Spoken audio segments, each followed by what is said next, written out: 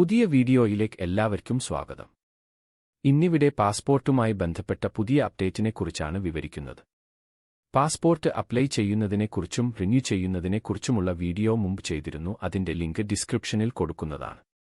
പാസ്പോർട്ടുമായി ബന്ധപ്പെട്ട ഏറ്റവും പുതിയ അപ്ഡേറ്റ് പ്രകാരം പാസ്പോർട്ടിന് അപ്ലൈ ചെയ്യുമ്പോൾ അല്ലെങ്കിൽ പുതുക്കുമ്പോൾ ജീവിത പങ്കാളിയുടെ പേര് ചേർക്കാനായി ഇനി മാര്യേജ് സർട്ടിഫിക്കറ്റ് നിർബന്ധമാണ്. അതല്ലെങ്കിൽ 2 പേരുടെയും ഫോട്ടോ പതിച്ച സത്യപ്രസ്താവന ഉണ്ടായാലും മതിയാവും. അതുപോലെ ജീവിത പങ്കാളിയുടെ പേര് പാസ്പോർട്ടിൽ നിന്നും ഒഴിവാക്കാനായി മരണ സർട്ടിഫിക്കറ്റോ അല്ലെങ്കിൽ ഡിവോഴ്സ് സർട്ടിഫിക്കറ്റോ നൽകേണ്ടതാണ്. അതേപോലെ ജീവിത പങ്കാളിയുടെ പേര് മാറ്റാനായി റീ മാര്യേജ് സർട്ടിഫിക്കറ്റോ അതല്ലെങ്കിൽ ഫോട്ടോ പതിച്ച സത്യപ്രസ്താവനയോ നൽകാവുന്നതാണ്.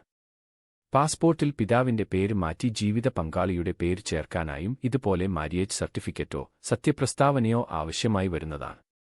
ഇനി ഫോട്ടോ പതിച്ച സത്യപ്രസ്താവന തയ്യാറാക്കാനായി പാസ്പോർട്ട് സേവയുടെ ഹോം പേജിൽ തന്നെ ഫോംസ് ആൻഡ് എഫിഡവിറ്റി എന്നതിൽ ക്ലിക്ക് ചെയ്ത് ഇവിടെ കാണുന്ന അന്നെക്സ് എഫിഡവിറ്റി എന്നതിൽ ക്ലിക്ക് ചെയ്യുക. തുടർന്ന് വരുന്ന പേജിൽ നിന്നും ഏറ്റവും താഴെയായി കാണുന്ന അന്നെക്സ് ജെ എന്നതിൽ ക്ലിക്ക് ചെയ്ത് പ്രിന്റ് എടുത്ത് ഫിൽ ചെയ്ത് ഫോട്ടോ പതിച്ച സത്യപ്രസ്താവന തയ്യാറാക്കാവുന്നതാണ്. എന്നാലും കഴിയുന്നതും മാര്യേജ് സർട്ടിഫിക്കറ്റ് തന്നെ നൽകാൻ ശ്രമിക്കുക. ഇത്രയും കാര്യങ്ങളാണ് പാസ്പോർട്ടുമായി ബന്ധപ്പെട്ടുള്ള പുതിയ അപ്ഡേറ്റ്. വീഡിയോ എല്ലാവരിലേക്കും എത്തിക്കുക. ഇതുപോലുള്ള വീഡിയോകൾക്കായി സബ്സ്ക്രൈബ് ചെയ്യുക.